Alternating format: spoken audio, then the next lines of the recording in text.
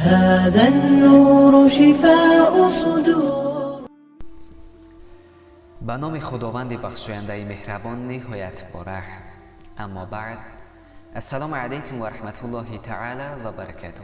برادران و خواهران عزیز و پدران و مادران مهربان، حکایه شیطان و طبیب.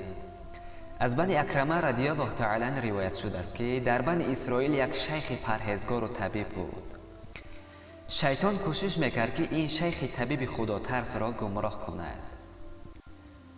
روز شیطان گلوی یک دختر جوان را باغی کرد و در دل پدر و مادر دختر انداخت که این دختر خود را به نزد فلان طبیب برد، او علاج دوایش را مییابد. خلاصه پدر و مادر دختر خود را گرفته نزد طبیب آمدند.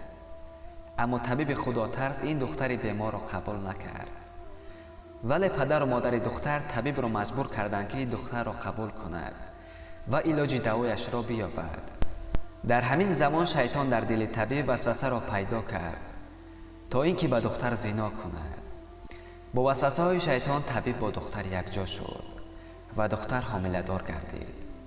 باز شیطان با فریب های کلام به دل طبیب جای گرفت و به او گفت اگر خواهی که در بین مردم شرمنده نشوی، پس این دختر را به قتل برسان. اگر پدر و مادرش پرسیدند بگو کی از بیماری وفات کرد. طبیب باشد با مکر شیطان دختر را به قتل رسانید و به خاک سپارید. باز شیطان از دل طبیب برآمده به دل پدر و مادر دختر درآمد و به آنها گفت طبیب به دخترتان تجاوز کرده او را حامله دار کرد و به قتل رسانید و به خاک سپارید. پدر و مادر دختر آمدند و به طبیب گفتند به دختر ما چی شد؟ طبیب گفت از بیماری وفات کرد. پدر و مادر دختر خواستند طبیب را به قتل برسانند و در همین زمان شیطان آمد و به طبیب گفت من گلوی دختر را بغی کرده کشتم و در دل پدر و مادر دختر نیز من وسوسه را انداختم که تا به نزد تو به شکایت کردن بیایند. شیطان به طبیب گفت آیا من تو را از شکایت پدر و مادر دختر خلاص کنم؟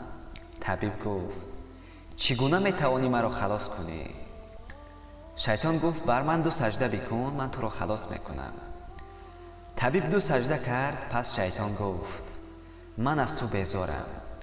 از این قصه معلوم می شود که شیطان در خوبی ما نبوده بلکه برای از بین بردن دوستی ما تلاش می ورزد.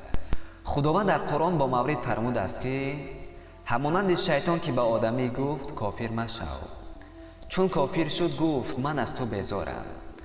من از آن خدای آن پروردگار جهانیان می ترسم. سوره حشر آیت 16. پس خواهران و برادران عزیز، پس بیایید از مکر شیطان پیروی نکنیم. اگر ما رشته دوستی خود را با وسیله حق برسانیم انشاءالله که هیچگاه شیطان به ما مقابلیت نشان داده نمیتواند. السلام علیکم و رحمت الله و برکاته. خدا حافظ.